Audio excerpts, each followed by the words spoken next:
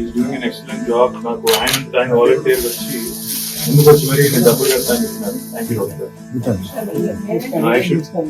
ఇస్తావద్దు.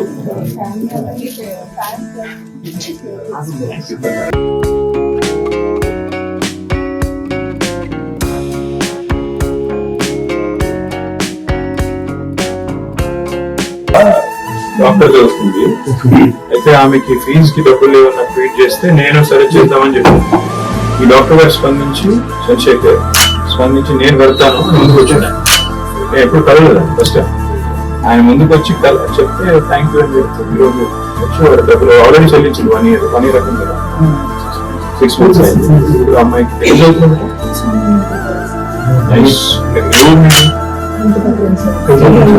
ఇల్లుగా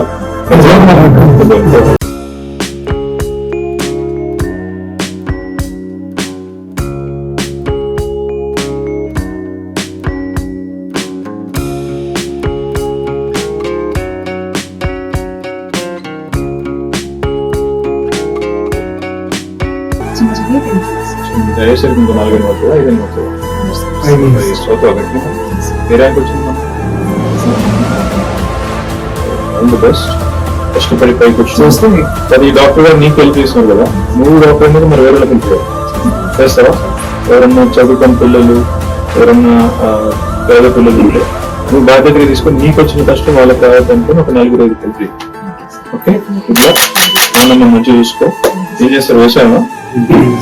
చేస్తుందా? పొలం లేదా? ఇక్కడ గద్వాలా అన్నప్పుడా?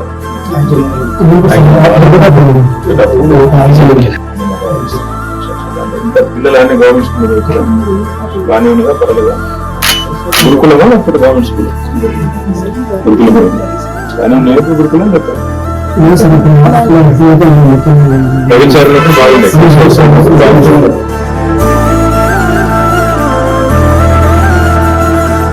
చాలా ఇన్స్పిరేషన్. మరి మీరేంటో చదువుతున్నారు? మీకు ఎవరు ధర్మాత్మ హెల్ప్ చేసింది? ఇలాగా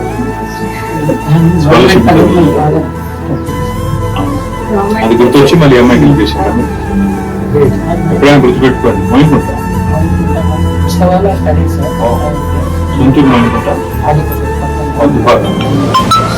కాదు. ఇప్పుడు మీరు చేసిన పిల్లలు మీకు బాబు ఈ మంచి పని చేస్తే నీ బాబుకి ఎప్పుడో దగ్గర మంచి జరుగుతున్నాను. అక్కడ గుర్తుపెట్టుకో. వెళ్దాం.